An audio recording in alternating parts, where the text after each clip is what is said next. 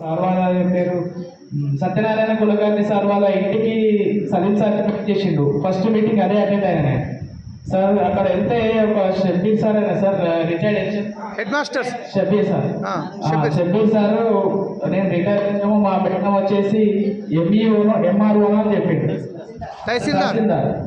So అది చెప్పిండు. అయితే వీళ్ళు ఎందుకు చేస్తున్నారు అనేది నాకు అర్థం కాలేదు. నేను ఒక 20,000 ఇన్కమ్ వదిలేసి వస్తేనే నేను పెద్ద ఫీల్ అయిపోయినా. అది వదిలేసి ఈ దానికి ఎందుకు వచ్చినా తర్వాత అర్థమైంది. ఆ మీటింగ్లో ఆ సార్ చెప్పేసరికి ఎందుకు వచ్చింది అంటే సెక్యూరిటీ. ఈ సెక్యూరిటీ అనేది ఈరోజు పెద్ద మనకు ఒక వజ్రం లాంటిది సెక్యూరిటీ.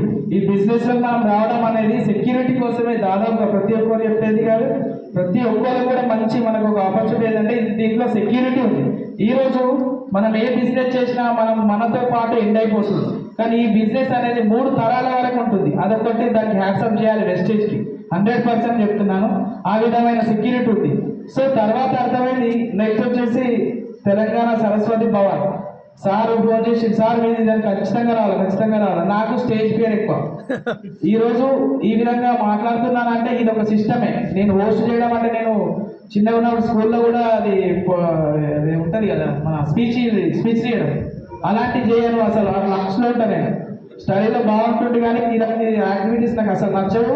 అసలు సార్ ఫస్ట్ జైనా నుంచే వైట్ షర్ట్ బ్లాక్ ప్యాంట్ అవి నా మనసులో అనుకున్నా. నేను స్టార్ కానీ ఇంకా పెద్ద కానీ వైట్ షర్ట్ మాత్రం వెయ్యాలి పక్క అనుకున్నా. వైట్ షర్ట్ అయ్యా నేను మస్త్ అంటాడు వెయ్యనయ్యాని అనుకున్నా నా మనసులో పక్క.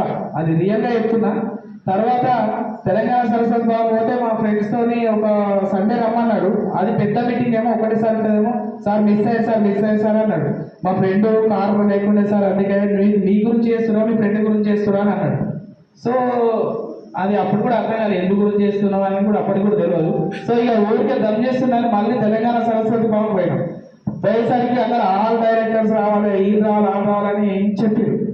సో నేను డైరెక్టర్ అయితే ఇంతమంది కూడా మాట్లాడాలన్నా అయినా కానీ నేను రాను. ఆమె కూర్చుంటాను పక్క ప్రామిస్తాను చెప్తున్నా. బ్యాక్ సైడే కూర్చుంటాను. నేనైతే రాను అనుకున్నా. ఎందుకంటే నాకు స్టేజ్ ఫియర్ ఎక్కువ. ఇప్పుడు గత్యంతరం లేకుండా హోస్ట్ చేస్తున్నా సరే సార్ వాళ్ళు ఎంత భయమైతే నాకు తెలుసు. అది పక్కా చెప్తున్నా సార్, రియల్ ఎక్స్పీరియన్స్ అది. నాకు అంత స్టేజ్ ఫియర్. ఇక మా బావనే పరిచయం అవుతుంది నాకు. ఇది బిజినెస్ లో తీసుకొచ్చింది ఎవరంటే మా బావ. అతనికి మంచి ఆర్గానిక్ ఫార్మింగ్ చేశాడు. అతని వల్ల నేను దీంట్లో రావడం జరిగింది. అది ఎన్ని రోజులు చేసినా అది అంతే ఉంటుంది. మంచి బిజినెస్ ఉంది. మనం ఏంటంటే మెయిన్ మనకు అగ్రికల్చర్ ఉంది. సో రైతులకు ఒక మంచి ప్రోడక్ట్ వాడి మంచి చేయించవచ్చు అనే ఉద్దేశంతో బిజినెస్ రావడం జరిగింది. తర్వాత మా అమ్మకు కూడా నరాల వీక్నెస్కి వాడడం జరిగింది. మంచి రిజల్ట్ వచ్చింది. ఇమీడియట్గా నేను చేసింది ఏంటంటే సార్ చెప్పిండు స్టోర్ కూడా ఇంపార్టెంట్, స్టోర్ కూడా వేయాలి సార్ ఇక్కడ సర్వీస్ లేదంటే ఇమీడియట్గా సార్ ఏం చెప్తే అది ఇవ్వమంటాను నేను అంతే. ఇప్పుడు అట్లా ప్రతి ఒక్కరు అప్లై చెప్పింది అంటే తొందరగా అయిపోతారు. పక్క ఇదైతే 100% అప్లై చెప్పి దాదాపుగా మనం పూచా తప్పకుండా పాటిస్తే ఈ బిజినెస్ లో మనం తొందరగా సక్సెస్ అవుతాం. అది ఎప్పుడు తెలుస్తుంది అంటే మీకు ఇప్పుడు కొత్తగా అయితే ఇంకొక 2 నెలలు అట్లా తెలిసిపోతుంది మీకు. అది నెక్స్ట్ ఇంకోటి ఏమనిపించింది అంటే తర్వాత మీటింగ్ విన్న తర్వాత ఈరోజు జాబ్ చేస్తుంటే నేను ఒక 20-30 వేలు అవుతున్నాను, 35,000 అవుతున్నాను కావచ్చు ఇన్కమ్. సో అంతే ఉంటుండే. కానీ ఈ రోజు నేను ఒక డిసిషన్ తీసుకోవడం ద్వారా ఇక్కడ పిట్లంలో అనేది ఒక బూత్ క్రియేట్ అయింది. నా ద్వారా ఒక 3-4 ఇప్పుడు నాకు కింద డైరెక్టర్స్ వాళ్ళు 3 అయ్యారు. వాళ్ళకు కూడా ఒక సెక్యూరిటీ అనేది నేను చూపిస్తున్నా. అంటే నేను డిసిషన్ తీసుకోవడం వల్ల వాళ్ళకు కూడా ఒక హెల్ప్ చేసినట్టు అనిపిస్తున్నా.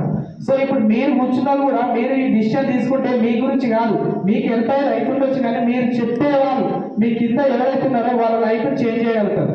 ఎవరైనా ఒక బీద పరిస్థితి వాళ్ళని తీసుకున్నారంటే వాళ్ళ కోసం కష్టపడండి. వాళ్ళు అనుకుంటారు వాళ్ళ వీళ్ళ కోసం అనుకుంటారేమో కానీ కాదు. ఆయన తర్వాత తెలుస్తుంది. ఎప్పుడు తెలుస్తుంది? ఆయన సెట్ అయ్యాక తెలుస్తుంది. అరే ఈయన నా గురించే ఇంత చెప్పిండా, ఈయన నా గురించి ఇంత చేసిండ అనేది తెలుస్తుంది. ఇంత మంచి బిజినెస్ అయితే ఆపర్చునిటీ ఉంది. ఇది నాకు ఏదో ప్రొడక్ట్ బిజినెస్ కాదు, మంచి ఒక business opportunity. Thank you sir. Okay next